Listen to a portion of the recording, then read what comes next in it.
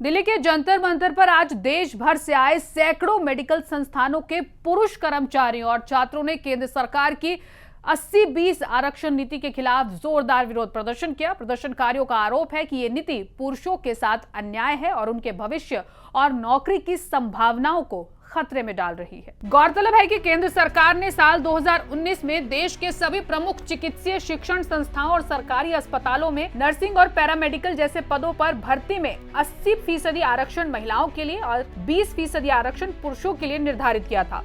सरकार का उद्देश्य महिलाओं को स्वास्थ्य सेवा क्षेत्र में अधिक अवसर देना था, लेकिन इस नीति का पुरुषों ने विरोध किया है। प्रदर्शन में शामिल छात्रों और कर्मचारियों ने कहा कि वे महिला विरोधी नहीं हैं, बल्कि वे समान अवसर की मांग कर रहे हैं। उनका कहना है कि हम चाहते हैं महिलाएं सशक्त बने, लेकिन इसका मतलब ये नहीं होना चाहिए कि पुरुषों के हक मारे जाएं। हमारा विरोध महिला आरक्षण के खिलाफ नहीं, बल्कि असमान आरक्षण व्यवस्था के खिलाफ है। प्रदर्शनकारियों ने मांग रखी कि आरक्षण नीति को 50-50 में बदला जाए ताकि दोनों वर्गों को बराबरी का मौका मिले। On the basis of merit होना चाहिए, सीधी सीधी बात है। अगर जो रिजर्वेशन की वजह से जो नर्सेज बन के आ रही है लड़कियां, वो अच्छी केयर देंगे, या जो लड़का अच्छे से पढ़ के आगे आ रहा है वो अच्छी केयर देगा। अच्छी केयर तो वही दे पाएगा जो अच्छा पढ़ा लिखा है।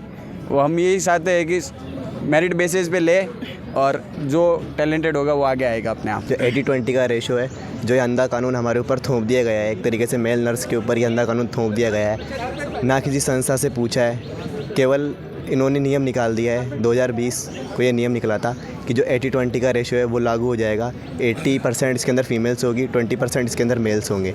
जो एम्स की तरफ से जो वैकेंसी निकाली जाती है उसके अंदर जो रेशो है वो 80-20 का रेशो होता है। इसके अंदर जो मेल नर्स है एक तरीके से उनके साथ गलत हो रहा है। उनको अगर जॉब नहीं मिली जाएगी तो उनके ऊपर ज़्यादा प्रेशर पड़ेगा। इस वजह से लोग सुसाइड भी कर लेते हैं, कई बार वो डिप्रेशन में भी चल जाते हैं। तो बस हम लोग इसी वजह से यहाँ पे प्रोटेस्ट कर रहे हैं कि जो हमारे ऊपर ये अंधा कानून थोपा गया है 80-20 रेशो का, इसको 50-50 करा जाए।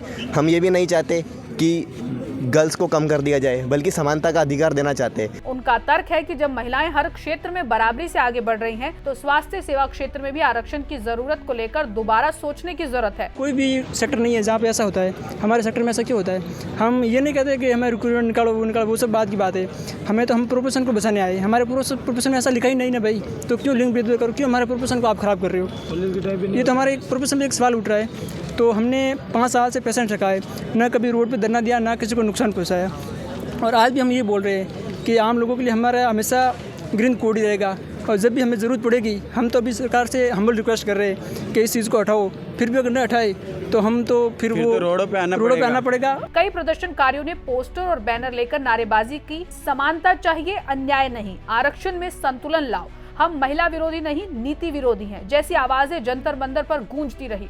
प्रदर्शन में भाग ले रहे एक छात्र ने कहा, हमारी बात सरकार तक पहुंचनी चाहिए। जब योग्य पुरुष अभ्यर्थियों को सिर्फ लिंग के आधार पर बाहर किया जाएगा तो ये संविधान के समान अधिकार के सिद्धांत के भी खिलाफ है। हालांकि सरकार की ओर से अभी तक इस प्रदर्शन पर कोई आधिकारिक प्रतिक्रिया नहीं आई, लेकिन प्रदर्शनकारियों का कहना है कि यदि उनकी मांगे नहीं मानी गई तो वे भविष्य में बड़ा आंदोलन करेंगे। इस विरोध से ये स्पष्ट है कि स्वास्थ्य सेवा क्षेत्र में आरक्षण नीति को लेकर एक नई बहस शुरू हो गई है, जहां महिलाओं को सशक्त बनाने के प्रयास और पुरुषों के अधिकारों के बीच संतुलन की आवश्यकता महसूस की जा रही है। Subscribe now and press the bell icon. Never miss an update.